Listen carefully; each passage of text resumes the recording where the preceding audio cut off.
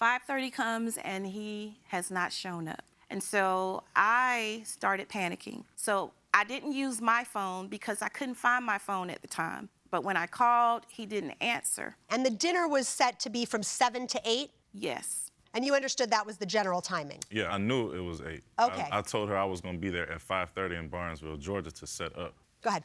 Time started going by. 6:30, 7 o'clock. Still, I hadn't heard anything. I'm in the back at this point, and I'm crying because I don't know what to do because people are seated to eat. We had to go ahead and get started. You just went ahead with the event? Yes, I had a whole itinerary. Okay. Of how everything was going to go. We had performers that were supposed to perform. So you move forward with the program, but there's no dinner? There's no dinner. And then what happens next? You claim at just 9 o'clock he shows up. Somebody came over and said, oh, the caterer's outside. Okay, so I want to go over to you, Mr. Sellers. Okay. You texted her at 5 o'clock. Mm-hmm. So you text her and say, I'm still 44 minutes out, but 2 of the servers got into an accident. So you're going to be late no matter what. Well, no. If I'm just informing her, I would have been, I believe I got there around like 8-ish, like 8, almost 30. Well, you say you got there at almost 8, but even before the accident, yes, you're already running late. Yeah, well, as far as frying the egg rolls, that's the last thing I had to do. I just wanted to make those fresh. I understand they were going to be fresh, but you agreed to be there at 5:30. Yes, you weren't going to make it. Yes, ma'am. All right. Yep. I'm going to go ahead and pass this to Judge Corriero. Thank you, Judge. On the menu, you indicated that you wanted the lamb chops, but at the actual event, you claim the defendant produced lamb lollipops. What is the difference? The difference is the lamb chops that we had in the food tasting had more meat on them. The lamb chops at the event had less meat on them. And was they on a stick? The bone looked like a stick, but it was not as much meat as it was at the food tasting. I just trimmed the fat off as far as the look. It wasn't because you were short on meat. Nah. The biggest thing, I guess, why we're here is just the lack of food. And I want to explain that. Just because I didn't have my service, she had her people to replace that. So she had her people serving the food. Miss Pam, I don't know who that is, but Miss Pam, she informed me that kids wasn't supposed to get lamb chops in the event. Hey, what are you doing? In mid, the kid's not supposed to get that. I'm not knowing, so. Ma'am. Part of my committee did help him, but I did not ask them to.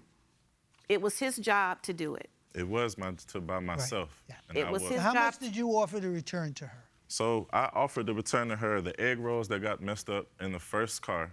I offered to return to her the vegetables that went out before, the carrots, the Brussels sprouts, the rice. I had another pan of rice in the car, the other car. I said, how much? How much? A whole nother pan of rice. How much money did you offer her to settle? I believe it was like $650. I offered back to her. She paid you $2,150, and all you would offer her back is $650? You think that's right? And that's because you of think my that's service. Fair? Because of my service. Tell me about this honoring of you. Barnesville, Georgia, is that the city that honored you? Yes, Your Honor. What is Barnesville about? So Barnesville, Georgia is one of the cities in Atlanta that I have done work in the community. And this particular time, it was children of murdered parents because my mother was murdered when I was a child. So I wanted to do something for other children. And so you were being honored for that? And I was being honored for the work that I have done in the city of Barnesville as well as And that's why other it had such an emotional impact on you, that it wasn't going as smoothly as you had hoped. Yes, sir. Yes, Your Honor. And, you know, I believe in helping people, but when all of this happened, it was $750 that he offered. And I was fine with that because he told my husband at the event that he would make it up to me. But we heard nothing from him. So that's when I contacted him to say, hey, you messed up.